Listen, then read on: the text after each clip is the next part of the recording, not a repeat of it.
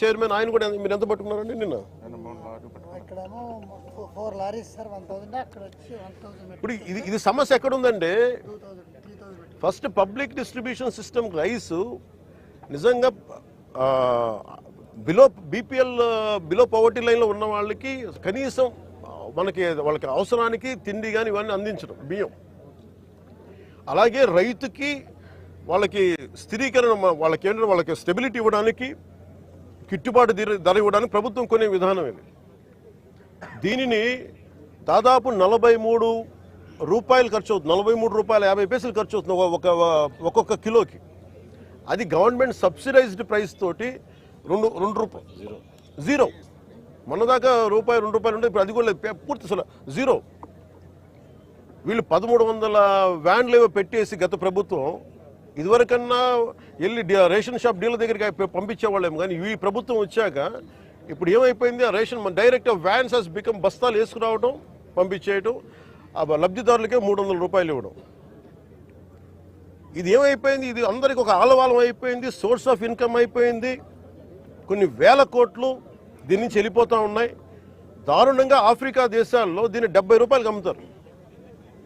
ఇందులో ఎవ్వరు చేసింది ఏం లేదు. 70 రూపాయలకి 73 రూపాయలకి అమ్ముతారు కేజీ.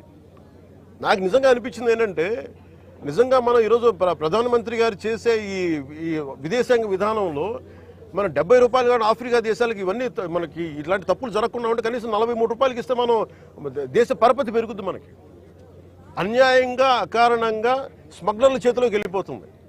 వీళ్ళకి ఎంత ధైర్యం అంటే వీళ్ళందరికీ కూర్చోబెట్టి కోర్టులకు వెళ్తారు. కోర్టులకు వెళ్ళి నా మీద ఒత్తిడి పెడతా ఉన్నారు, నా మీద కూర్చోబెట్టి మీరేం చేయలేరు ఇట్లా మాట్లాడుతున్నారు నాతోటి. నేను ఈరోజు ఇందాకే చెప్పాను, ఫస్ట్ దీనికి సంబంధిత పోర్ట్ ఎవరు, సిఇఓ ఎవరో, ఈ స్టేక్ హోల్డర్స్ ఎవరు, వాళ్ళకి నోటీసులు పంపించండి. వాళ్ళకి ఆ షిప్ని సీజ్ చేయండి. నేను I want to right a letter to home ministry. Amit Shah గారు లెటర్ రాద్దాం అనుకున్నాను. ఇది మోస్ట్ వల్నరబుల్ పోర్ట్. ఇది మ్యారిటైమ్ సెక్యూరిటీకి, నేషనల్ సెక్యూరిటీకి చాలా ఇబ్బందిగా ఉంది. ఇక్కడ కీ ఇన్స్టలేషన్స్ ఉన్నాయి. ఇక్కడ ఓఎన్జీసీ గ్యాస్ నిక్షేపాలు చాలా కీ ఇన్స్టలేషన్స్ ఉన్నాయి. తూర్పుగోదావరి జిల్లా అంతా, ఉమ్మడి తూర్పుగోదావరి జిల్లా అంతా కేజీ బేసిన్ ఉంది.